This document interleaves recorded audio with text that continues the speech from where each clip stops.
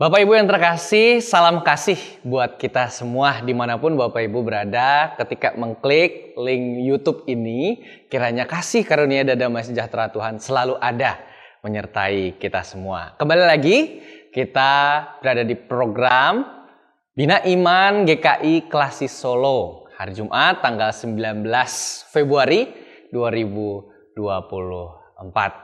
Bersama saya Rafael Timotius Sui, kita akan merenungkan firman Tuhan. Mari sebelum itu kita bersatu di dalam doa. Bapa Sorgawi, kami mengucap syukur Tuhan atas hari yang masih Engkau berikan kepada kami. Kami mengucap syukur Tuhan atas hal itu. Kiranya juga Tuhan memberkati kami dikala kami mau membaca dan merenungkan firman-Mu. Kiranya Roh Kudus-Mu selalu menyertai kami dan membimbing kami agar kami dapat mengambil makna untuk dapat menjadi terang bagi kami untuk melangkah di dalam perziarahan kehidupan kami hari ini. Berkaryalah Kristus, berkaryalah Roh Kudus, dikala kami merenungkan firman-Mu. Demi Kristus Yesus kami telah berdoa dan mengucap syukur. Haleluya. Amin. Ibu Bapak yang terkasih, bacaan kita terambil dari surat Paulus yang pertama kepada Timotius, ya. 1 Timotius pasalnya yang pertama, ayatnya yang ke-12 hingga ayatnya yang ke-20. 1 Timotius 1 ayat 12 hingga ayatnya yang ke-20. Akan saya bacakan untuk kita semua. Aku bersyukur kepada Dia yang menguatkan aku, yaitu Kristus Yesus, Tuhan kita, karena Ia menganggap aku setia dan mempercayakan pelayanan ini kepada aku. Sekalipun aku tadinya seorang penghujat, penganiaya, dan orang yang ganas, namun aku telah dikasihinya, karena semuanya itu telah kulakukan tanpa pengetahuan di luar iman. Malah anugerah Tuhan kita itu telah dikaruniakan dengan limpahnya kepadaku, dengan iman dan kasih dalam Kristus Yesus. Perkataan ini benar, patut diterima sepenuhnya. Kristus Yesus datang ke dunia untuk menyelamatkan orang berdosa. Dan di antara mereka akulah yang paling berdosa. Namun justru karena itu aku dikasihani, agar dalam diriku ini sebagai orang yang paling berdosa, Kristus Yesus menunjukkan seluruh kesabarannya.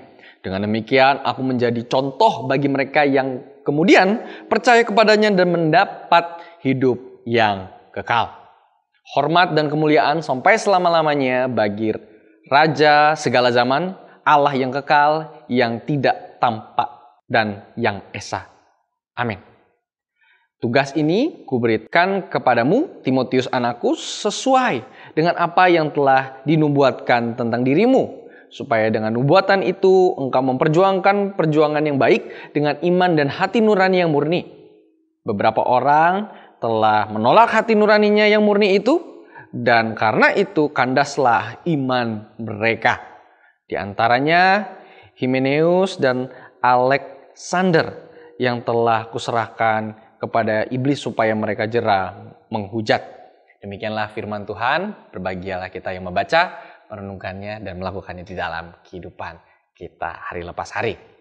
Ya, Ibu Bapak yang terkasih, ketika saya baru membaca firman Tuhan ini, langsung terbesit satu lagu di dalam pikiran saya. Lagunya seperti ini. Melayani, melayani lebih sungguh. Melayani, melayani lebih sungguh. Saya kira lagu ini sudah merupakan lagu yang sangat familiar bagi setiap kita, orang Kristen. Lagu ini ibaratkan seperti ajakan bagi setiap orang Kristen, Bapak, Ibu, Saudara, dan saya. Apapun latar belakangnya, baik itu di dalam pelayanan rohani, seperti para pendeta, hamba Tuhan, pekerja, dan segala macamnya. Ataupun juga Bapak Ibu di dalam pekerjaan kantoran misalnya, ibu-ibu di dalam pekerjaan rumah tangganya, ataupun anak-anak di dalam pekerjaannya sebagai seorang pelajar. Kita dituntut, diajak untuk dapat menjadi pelayan Tuhan. Namun yang jadi pertanyaannya, kenapa sih kita mesti repot-repot untuk melayani? Ngapain Tuhan menyuruh kita untuk dapat juga melayani di dalam kehidupan kita? Dan ternyata lagu ini juga menjawab di lirik selanjutnya. Jadi, Tuhan lebih dulu melayani kepadaku, melayani lebih sungguh. Ya Bapak Ibu, dari lagu ini kita dapat melihat, kita dapat mendengar dan mengetahui bahwa alasannya kenapa kita harus melayani Tuhan adalah karena Allah sudah terlebih dahulu mau melayani kita, mau membersamai kita. Dan hal ini juga sama seperti Paulus dan Timotius pada bacaan kita, Bapak Ibu. Pada bacaan kita dapat kita lihat bagaimana Paulus sangat setia, Paulus sangat tulus pada panggilannya sebagai pelayan Tuhan.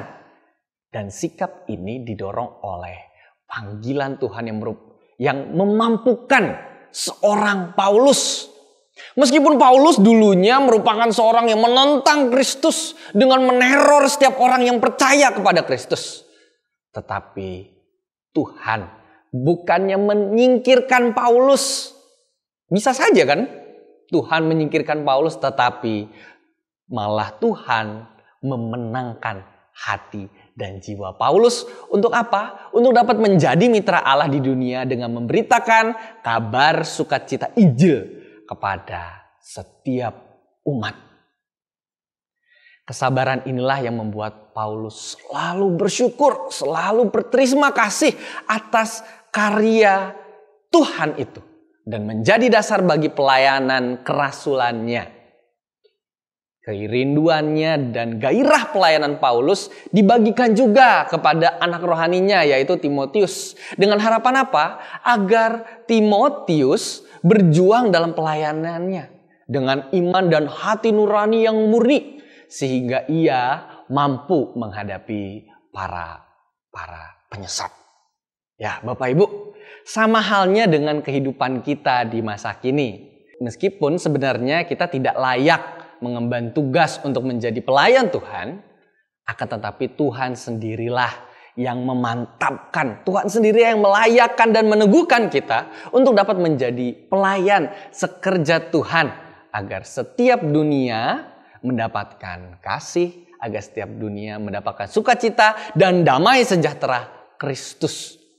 Kiranya itu juga menjadi dorongan bagi kita, bagi umatnya di masa kini dan masa depan, untuk menjadikan pelayanan ini sebagai suatu kesukaan, sebagai suatu kesukaan dari anugerah yang Tuhan berikan kepada kita, bukan sebagai beban.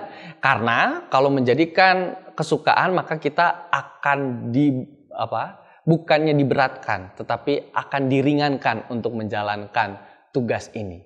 Malahan ketika kita melandaskan ini pada kesukaan, pelayanan akan terasa menjadi candu bagi kita untuk terus-menerus melayani Tuhan lewat apapun bentuk pelayanan kita di dunia ini. Meskipun Bapak Ibu Saudara yang terkasih, perlu kita sadari bahwa pelayanan di dalam Tuhan itu gak ada yang gampang. Pelayanan di dalam Tuhan pasti saja ada hal-hal yang memberatkan, yang mengecewakan kita. Tetapi percayalah kepada Tuhan bahwa ada penyertaan Tuhan di dalam setiap kita mau dengan tulus melayani Tuhan. Dan Tuhan akan memberikan kita, menguatkan kita, selalu membuat bibir kita untuk selalu lebar, untuk selalu dapat tersenyum kembali oleh karena kasih-Nya kepada kita. Amin. Mari kita bersatu di dalam doa. Bapa Sang Sumber Kasih, kami telah membaca dan merenungkan firman-Mu. Kiranya firman-Mu ini dapat menjadi kekuatan bagi kami. Firman-Mu ini dapat terus meneguhkan kami di dalam panggilan kami sebagai pelayan Kristus. Mantapkanlah hati kami Tuhan dikala kehidupan kami penuh dengan cobaan. Kehidupan kami penuh dengan pertanyaan.